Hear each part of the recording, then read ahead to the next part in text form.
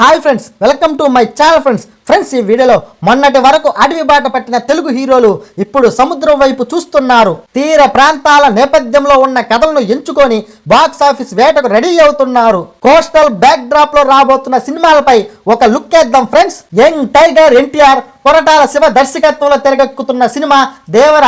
ఈ మూవీ నేపథ్యం సముద్ర తీర ప్రాంతం చుట్టే తిరుగుతుంది. ఇందులో ఎన్టీఆర్ డ్యూయల్ రోల్ ప్లే చేస్తున్నట్లు టాక్. కోస్టల్ బ్యాక్ డ్రాప్ లో ఎమోషనల్ యాక్షన్ థ్రిల్లర్ గా ఈ చిత్రాన్ని తెరకెక్కిస్తున్నారు కొరటాల శివ.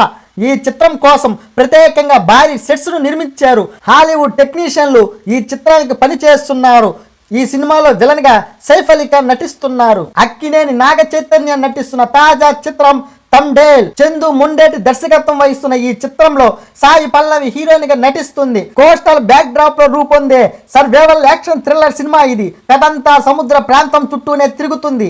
ఇందులో చైతు ఒక మత్స్యకారుడిగా కనిపించబోతున్నాడు. Megastar Chiranjeevi coastal backdrop లో వాల్తేర్ వీరయ్య వంటి మాస్ యాక్షన్ ఎంటర్టైనర్ చేసి హిట్ కొట్టాడు.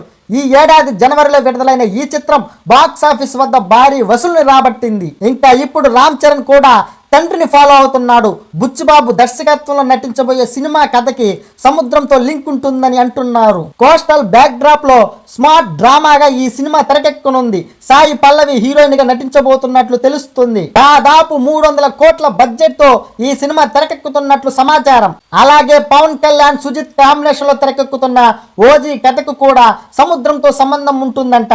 ముంబై షిప్పింగ్ యార్డ్ నేపథ్యంలో ఈ సినిమా తెరకెక్కుతున్నట్లు సమాచారం. మొత్తానికి తెలుగు స్టార్ హీరోలంతా విజయం కోసం సముద్రాన్ని నమ్ముకున్నారు. మరి వీరిలో ఎవరు విజయ తీరాలకు చేరుతారో చూడాలి. నా ఛానల్ ని లైక్ చేయండి, సబ్స్క్రైబ్ చేయండి. మీ అందరి సపోర్ట్ నాకు అవసరం.